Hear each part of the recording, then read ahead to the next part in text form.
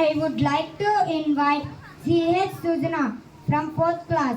She has to tell about uses of animals. Hello, hello everyone. I am introducing myself. This is Sujanaa, studying 4th class in Shantri Keertan English Medium School, Gorinta. Today my seminar topic is uses of animals. Animals play an important role in our life. They are very useful in different ways. They are milk-yielding animals. Example, cows, sheep, buffalo, etc. Animals need used as food. Example, goat, fish, sheep, etc.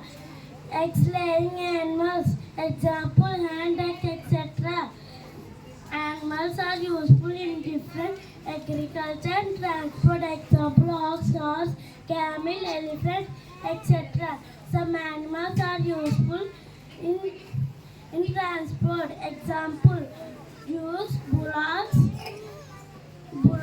horse, camel, donkeys, etc. Thank you everyone.